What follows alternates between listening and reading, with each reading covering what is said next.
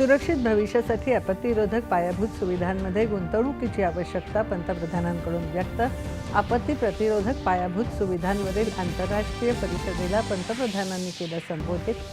अमेरिकेप्रमाणे भारतातही वारसा हक्क कायदा यावा या सॅम पित्रोदा यांच्या वक्तव्यामुळे काँग्रेसचे घातक मनसुबे पुन्हा एकदा उघड झाले. भाजपची टीका.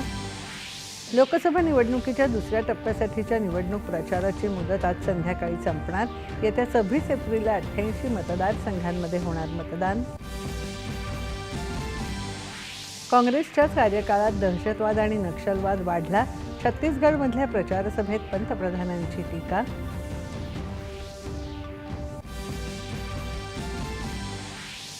महागाईसारख्या जनसामान्यांच्या जिव्हाळ्याच्या प्रश्नांवर भाजप सरकारने दिलेली आश्वासनं पूर्ण केली नाहीत. शरद पवार यांची माढा इथल्या प्रचारसभेत पंतप्रधानांवर टीका. अमरावतीमध्ये आज केंद्रीय गृहमंत्री अमित शहा यांची महायुतीचा उमेदवार नवनीत राणा यांच्या प्रचारासाठी तर काँग्रेस नेते राहुल गांधी यांची महाविकास आघाडीचे उमेदवार बळवंत वानखेडे यांच्या प्रचारासाठी सभा. आणि IPL क्रिकेट स्पर्धेत आज दिल्ली कॅपिटल्स आणि गुजरात टायटन्स यांच्यात सामना. काल लखनौ सुपर जायंट्सचा चेन्नई सुपर किंग्जवर 6 गडी राखून विजय. नमस्कार, मी स्नेहा आघारकर. 4:30च्या बातमीपत्रात आपल्या सगळ्यांचं स्वागत. पाहूया बातम्या विस्ताराने.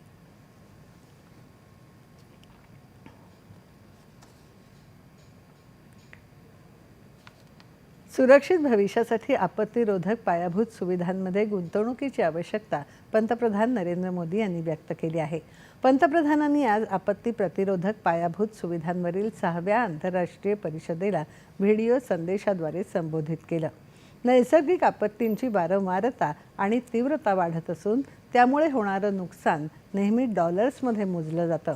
मात्र या आपत्तींमुळे लोकांचं, मानवी समुदायांचं नुकसान पैशांमध्ये मोजल्या जाणाऱ्या आकडेवारीच्या पलीकडचं असतं, असं पंतप्रधानांनी नमूद केलं. नैसर्गिक संकटांना सीमारेषांचं बंधन नसतं असं सांगून यासाठी एकत्रितपणे काम करण्याची आवश्यकता त्यांनी व्यक्त केली. प्रत्येक देश जेव्हा आपत्तीरोधक पायाभूत सुविधांनी सक्षम होईल तेव्हाच संपूर्ण जग आपत्तीरोधक पायाभूत सुविधांमध्ये सक्षम होऊ शकेल, असं ते म्हणाले.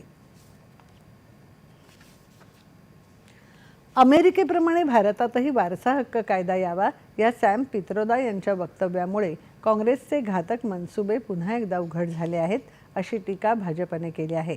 पंतप्रधान नरेंद्र मोदी यांनी आज छत्तीसगड इथल्या प्रचारसभेत जनतेच्या संपत्तीवर काँग्रेसचा डोळा असल्याचा आरोप या अनुषंगाने केला.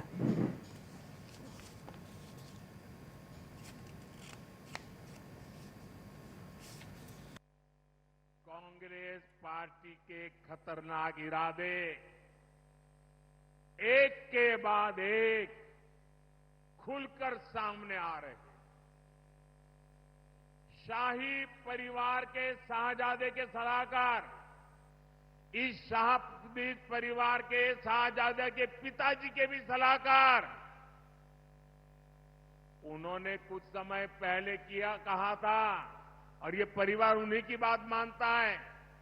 उन्होंने कहा था कि हमारा देश का जो मिडिल क्लास है, मध्यम वर्गीय लोग हैं, जो मेहनत करके कमाते हैं, उन्होंने कहा उन पर ज्यादा टैक्स लगना चाहिए. ये इन्होंने पब्लिकली कहा है. अब ये लोग उससे भी एक कदम आगे चले गए हैं.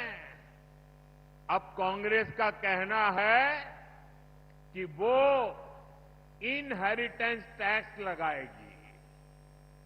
माता पिता से मिलने वाली विरासत पर भी टैक्स लगाएगी. आप जो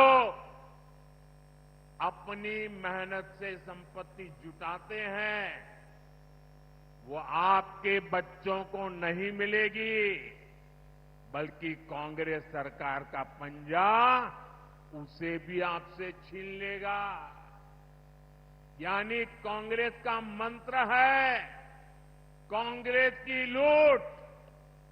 कांग्रेस का मंत्र है कांग्रेस की लूट, जिंदगी के साथ भी और जिंदगी के बाद भी. जब तक आप सामाजिक जीवित संरचनेत रहेंगे, कांग्रेस आपको ज्यादा टैक्स से मारेगी और जब आप जीवित नहीं रहेंगे तो आप पर इनहेरिटेंस टैक्स का बोझ लाद देगी। जिन लोगों ने पूरी कांग्रेस की पैतृक संपत्ति मानकर अपने बच्चों को दे दी, वो लोग नहीं चाहते कि एक सामान्य भारतीय अपने बच्चों को अपनी संपत्ति दे। सामाजिक संरचनेत आर्थिकदृष्ट्या तळाशी असलेल्या घटकांचा काँग्रेसने कायम विचार केला असून काँग्रेसच्या निवडणूक जाहीरनाम्यातही हाच विचार असल्याचं काँग्रेस नेते आणि इंडियन ओव्हरसीज काँग्रेसचे अध्यक्ष सॅम पित्रोदा यांनी म्हटलं आहे। मात्र ही सॅम पित्रोदा यांची वैयक्तिक भूमिका असून ती काँग्रेस पक्षाची भूमिका नाही, असं ज्येष्ठ काँग्रेस नेते जयराम रमेश यांनी स्पष्ट केलं आहे। लोकशाहीत प्रत्येकाला आपलं मत मांडण्याचा हक्क असतो, त्यानुसार पित्रोदा यांनी त्यांचं मत मांडलं आहे। पण जनहिताच्या महत्त्वाच्या मुद्द्यावरून लोकांचं लक्ष दुसरीकडे वळवण्यासाठी पित्रोदा यांच्या वक्तव्याचा आधार घेऊन संभ्रम निर्माण केला जातो, असा आरोप जयराम रमेश यांनी केला। लोकसभा निवडणुकांच्या दुसऱ्या टप्प्यासाठीच्या निवडणूक प्रचाराची मुदत आज संध्याकाळी 6 वाजता संपेल।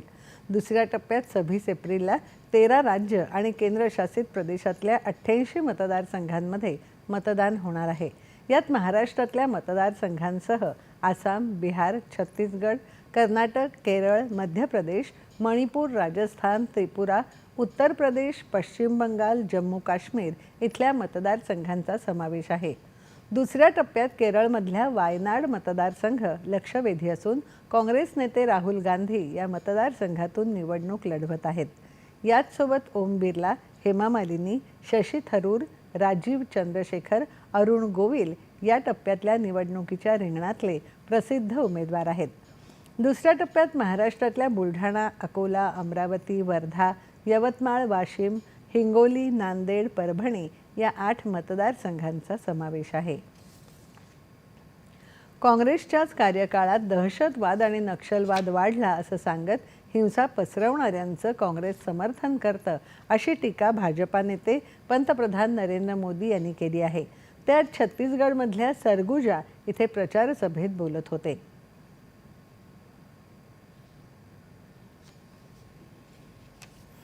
कांग्रेस का इतिहास सत्ता के लालच में देश को तबाह करने का रहा है।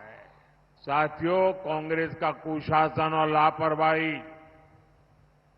यही कारण है कि देश बर्बाद होता गया। आज भाजपा सरकार आतंकवाद और नक्सलवाद के विरुद्ध कड़ी कार्रवाई कर रही है, लेकिन कांग्रेस क्या कर रही है? कांग्रेस हिंसा फैलाने वालों का समर्थन कर रही है।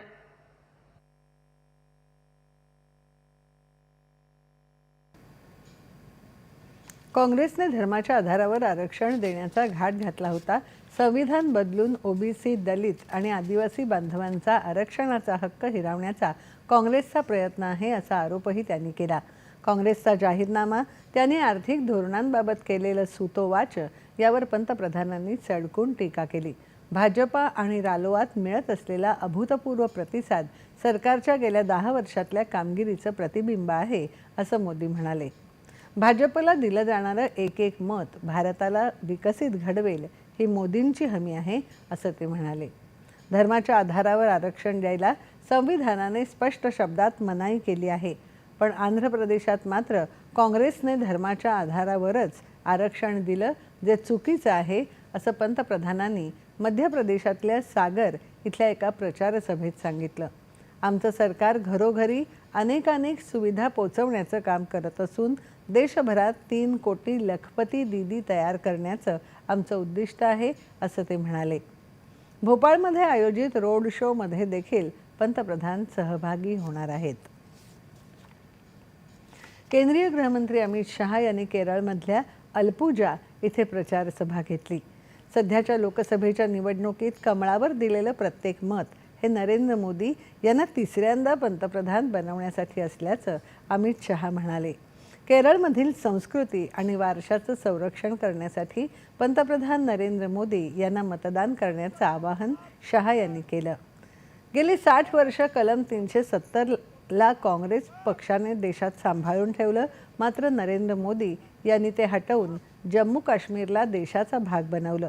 नरेंद्र मोदी यांनी देशातून दहशतवाद हटवल्याचं शहा म्हणाले.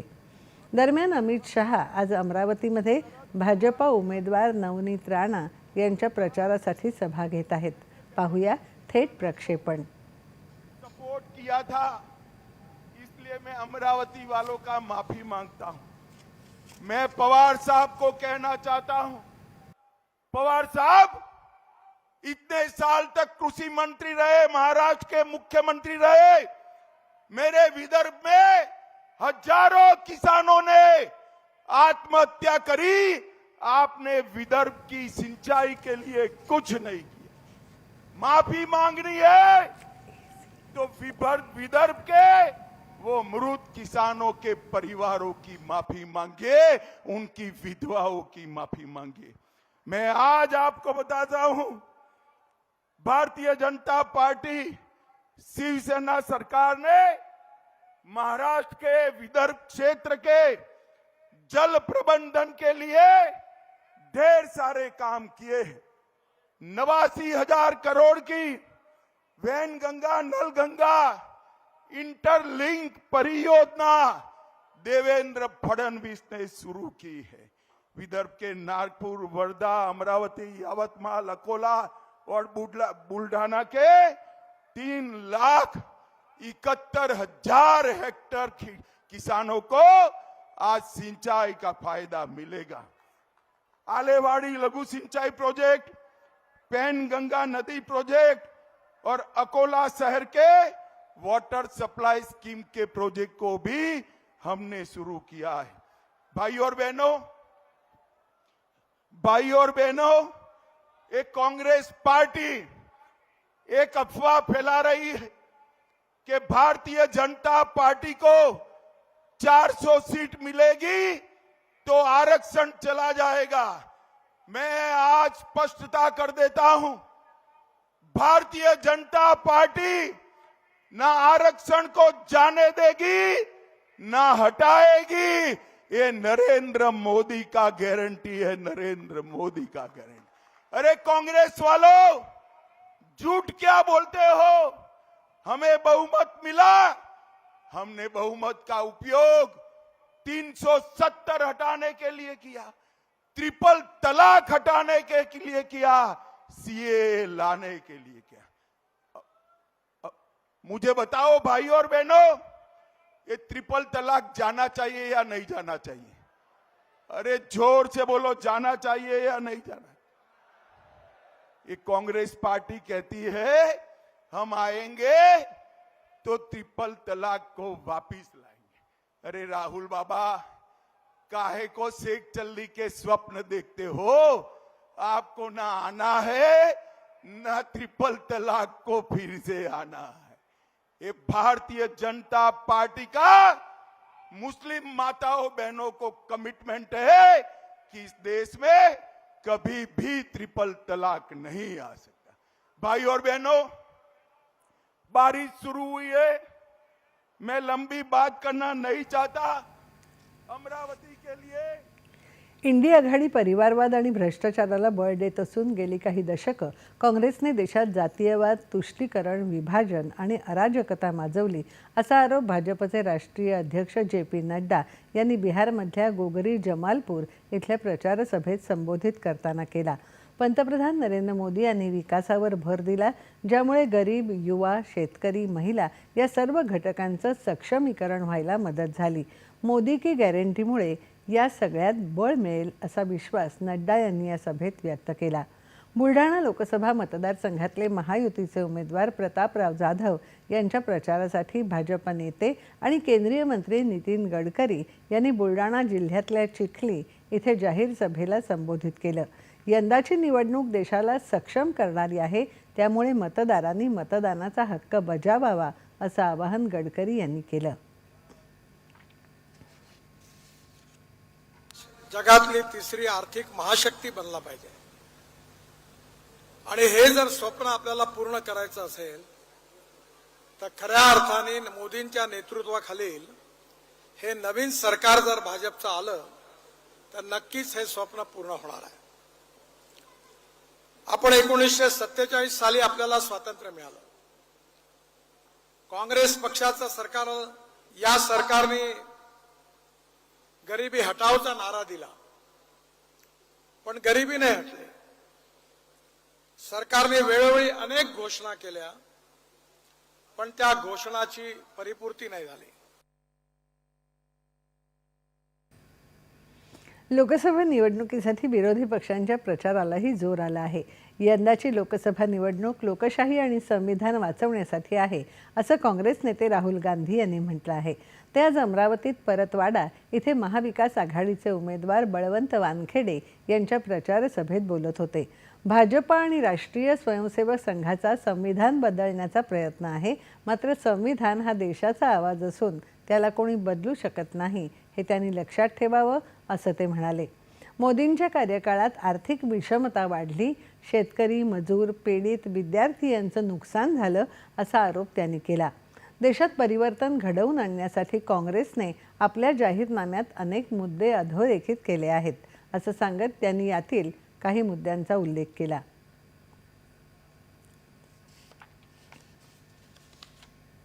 हर गरीब परिवार में से एक महिला का नाम चुना जाएगा और उस महिला के बैंक अकाउंट में कांग्रेस पार्टी की सरकार, इंडिया गठबंधन की सरकार हर साल सीधे बैंक अकाउंट में 1 लाख रुपया डालने जा रही है. यहां बहुत सारी आशा और आंगनवाड़ी की महिलाएं हैं, उनको सीधा मैसेज देना चाहता हूं, आपकी आमदनी हम दुगनी करने जा रहे हैं और हिंदुस्तान की सरकार में और पब्लिक सेक्टर में महिलाओं को 50% रिजर्वेशन देने जा रहे हैं. राहुल गांधी यांची आज सोलापूर इथेही प्रचार सभा होणार आहे. काँग्रेसचे राष्ट्रीय अध्यक्ष मल्लिकार्जुन खरगे यांनी केरळच्या तिरुवनंतपुरम इथे आज पत्रकार परिषद घेतली. त्यांनी भाजपा आणि रालोआ सरकारवर घणाघाती टीका केली. या निवडणुकीसाठी काँग्रेसने आतापर्यंत 12 राज्यांचा दौरा केला असून आपल्याला चांगला प्रतिसाद मिळत असल्याचं खरगे यांनी सांगितलं. काँग्रेसच्या सरचिटणीस प्रियांका गांधी वाड्रा यांनी केरळच्या वायनाडमध्ये सभेला संबोधित केलं. त्यानंतर त्या कांबलाकड, वंदूर तसंच निलंबूर इथे प्रचार सभा घेणार आहेत. ओडिसाचे मुख्यमंत्री आणि बिजू जनता दलाचे नेते नवीन पटनायक ओडिसात जनसभेला संबोधित करत आहेत, तर BRSचे अध्यक्ष के चंद्रशेखर राव तेलंगणाच्या मेरियालबुडा इथे प्रचार सभा घेतील. विरोधक संविधान बदलण्याबाबत गैरसमज पसरवत असून त्याला बळी पडू नका, कोणत्याही स्थितीत संविधान चिरायू राहील असं मुख्यमंत्री एकनाथ शिंदे यांनी म्हटलं आहे. ते आज हिंगोलीत वसमत इथे महायुतीचे उमेदवार बाबूराव कदम कोहळीकर यांच्या प्रचार सभेत बोलत होते. केंद्र आणि राज्यातलं सरकार शेतकऱ्यांच्या पाठीशी ठामपणे उभं आहे. समाजातल्या सर्वच घटकांसाठी विविध योजनांच्या माध्यमातून परिवर्तन घडवलं जात आहे असं ते म्हणाले. केंद्र सरकारने गेल्या 10 वर्षात केलेल्या विविध कामांचा पटच त्यांनी यावेळी मांडला. महाविकास आघाडीचं सरकार घरातून चालणारं होतं, तर महायुतीचं सरकार जनतेसाठी अहोरात्र काम करत आहे असं ते म्हणाले.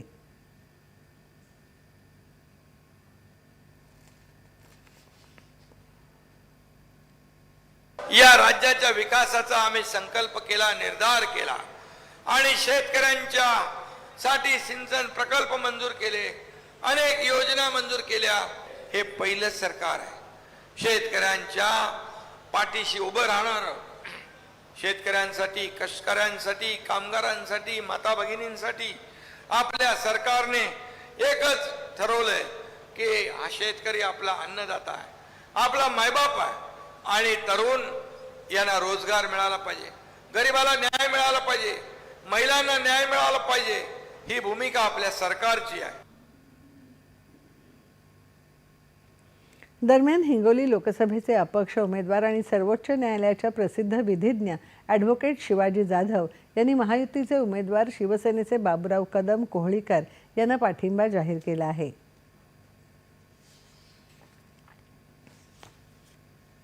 माझे इतर काही प्रश्न असतील, मतदारसंघाचे प्रश्न असतील, ते सोडवण्यासाठी मला मदत करतील इथे या असं आश्वासन या दोघांनी दिलं, माननीय मुख्यमंत्री, माननीय उपमुख्यमंत्री. आणि म्हणून या हिंगोली लोकसभा मतदारसंघात या निवडणुकीतून मी माघार घेतली आणि जाहीर पाठिंबा आमचे मित्र, एक सर्वसामान्य कुटुंबातले, गरीब शेतकरी कुटुंबातले असे बाबुरावजी कदम कोहळीकर महायुतीचे उमेदवार यांना पाठिंबा दिलाय.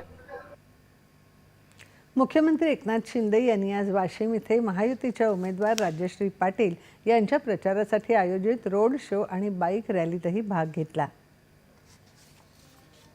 यानंतरच्या बातम्या थोड्याच वेळात.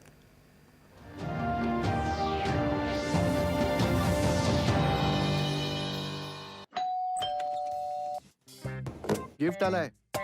अरे वा, लेजंडची बॅट. हिने तर मी खेळणार. अरे, फ्युचर बॅटिंग लेजंड मी. यात ज्याचं नाव लिहिलेलं असेल बॅट त्यालाच मिळेल. अरे यार, बघितलं, जर का यावर माझं नाव लिहिलेलं नसतं तर किती कटकट झाली असती. म्हणूनच RBI सांगते, बँक अकाउंट असो वा बँक लॉकर, त्यात नॉमिनीचं नाव जरूर नोंदवा, ज्यामुळे तुमची पुंजी त्यालाच मिळेल ज्याला तुम्ही नामित केलं आहे. RBI सांगते आहे, जाणकार बना, सतर्क रहा.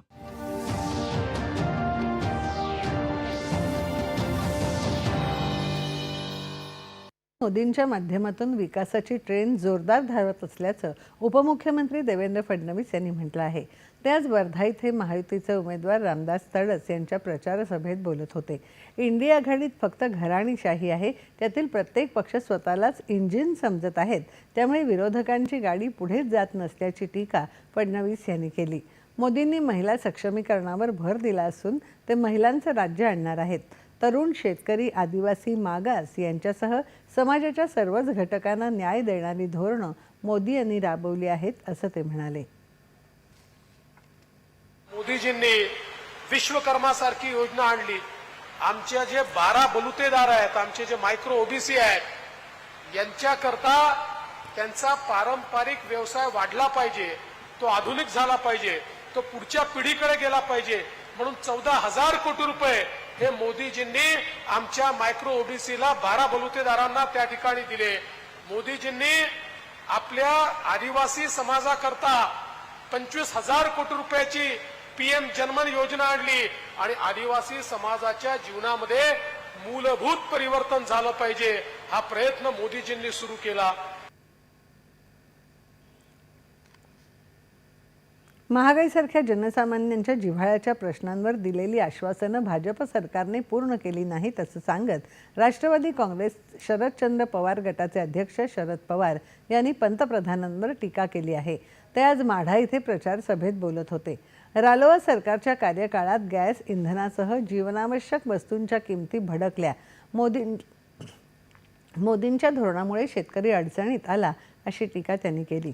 देशाच्या विकासात मोठं योगदान दिलेल्या, पंतप्रधानपद भूषवलेल्या नेत्यांवर तसंच विरोधी पक्षांवर मोदी सातत्याने टीका करतात, मात्र त्यांनी गेल्या 10 वर्षात काही केलं नाही असा आरोप पवार यांनी केला. रालोआ सरकार शेतकऱ्यांवर अन्याय करत असल्याचा आरोप शिवसेना उद्धव बाळासाहेब ठाकरे पक्षाचे अध्यक्ष उद्धव ठाकरे यांनी केला आहे. ते आज नांदेड इथे महाविकास आघाडीचे उमेदवार वसंतराव चव्हाण यांच्या प्रचार सभेत बोलत होते. मोदींचं धोरण एककल्ली आहे, त्यांचं नाणं आता महाराष्ट्रात चालणार नाही असं ते म्हणाले.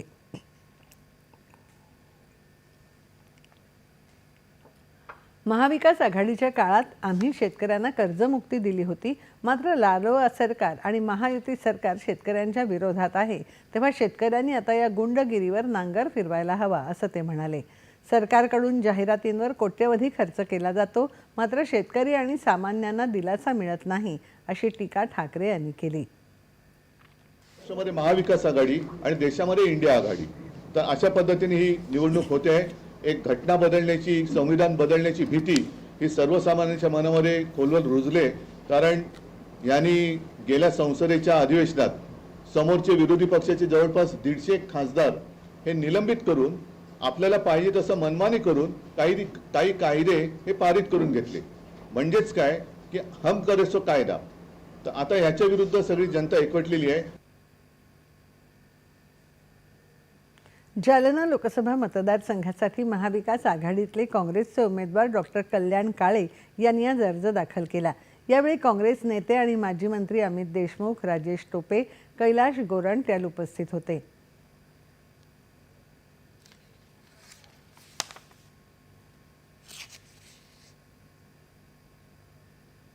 दोन 2009ला मला एकदा आदरणीय आमचे नेते विलासरावजी देशमुख साहेबांनी 2009ला एकदा जालन्याच्या निवडणुकीत उतरवलं होतं आणि त्यावेळेला मी अवघ्या 8,000 मतांनी पराभूत झालो होतो.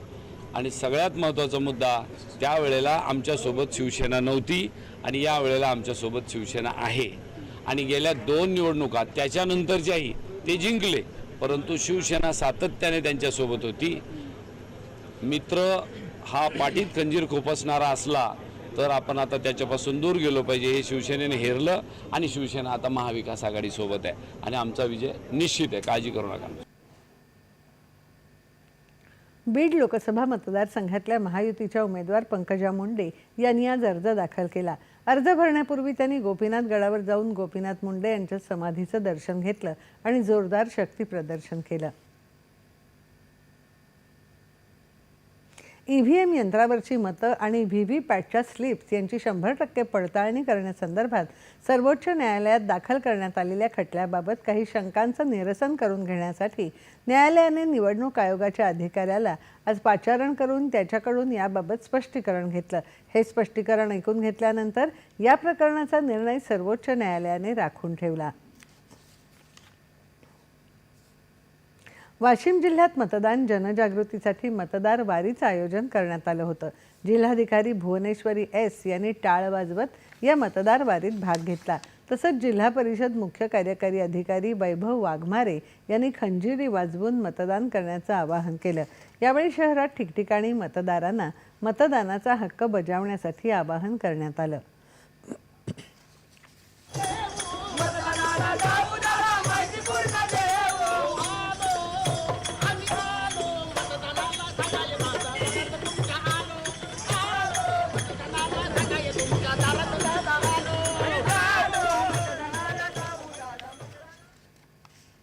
डीप फेक व्हिडिओ संदर्भात 2-3 तक्रारी आमच्याकडे आल्या आहेत आणि त्याबाबत तपास सुरू आहे असं मुंबईचे पोलीस उपायुक्त दत्ता नलावडे यांनी म्हटलं आहे. अभिनेते आमिर खान आणि रणवीर सिंग यांच्याबाबत प्रसारित झालेल्या डीप फेक व्हिडिओच्या संदर्भात ते प्रसारमाध्यमांशी बोलत होते. सर्वसाधारणपणे कॉम्प्युटर अल्गोरिदम्सच्या मदतीने डीप फेक व्हिडिओज बनवले जातात. त्यासाठी संबंधित माणसाच्या अनेक प्रतिमा बनवल्या जातात. लोकांनी याबाबत सावधपणा बाळगून अशा व्हिडिओजबद्दल पोलिसांकडे माहिती द्यावी आणि असे व्हिडिओज फॉरवर्ड करू नयेत असं आवाहन नलावडे यांनी यावेळी केलं. IPL क्रिकेट स्पर्धेत आज दिल्लीच्या अरुण जेटली स्टेडियमवर दिल्ली कॅपिटल्स आणि गुजरात टायटन्स यांच्यात सामना होणार आहे.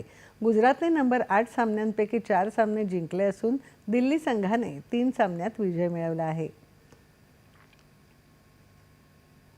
हवामान. राज्यात काही ठिकाणी अवकाळी पावसाने हजेरी लावली आहे. येत्या 24 तासात कोकणात तुरळक ठिकाणी पाऊस तर काही ठिकाणी उष्णतेची लाट येण्याची शक्यता हवामान विभागाने वर्तवली आहे. याच काळात मध्य महाराष्ट्र, मराठवाडा आणि विदर्भात तुरळक ठिकाणी मेघगर्जना आणि विजांच्या कडकडाटासह पावसाचा इशारा देण्यात आला आहे. ठळक बातम्या पुन्हा एकदा. सुरक्षित भविष्यासाठी आपत्तीरोधक पायाभूत सुविधांमध्ये गुंतवणुकीची आवश्यकता पंतप्रधानांकडून व्यक्त. आपत्ती प्रतिरोधक पायाभूत सुविधांवरील आंतरराष्ट्रीय परिषदेला पंतप्रधानांनी केलं संबोधित. अमेरिकेप्रमाणे भारतातही वारसा हक्क कायदा यावा या सॅम पित्रोदा यांच्या वक्तव्यामुळे काँग्रेसचे घातक मनसुबे पुन्हा एकदा उघड झाले. भाजपची टीका. लोकसभा निवडणुकीच्या दुसऱ्या टप्प्यासाठीच्या निवडणूक प्रचाराची मुदत आज संध्याकाळी संपणार. येत्या 26 एप्रिलला 88 मतदारसंघांमध्ये होणार मतदान. काँग्रेसच्याच कार्यकाळात दहशतवाद आणि नक्षलवाद वाढला. छत्तीसगडमधल्या प्रचारसभेत पंतप्रधानांची टीका.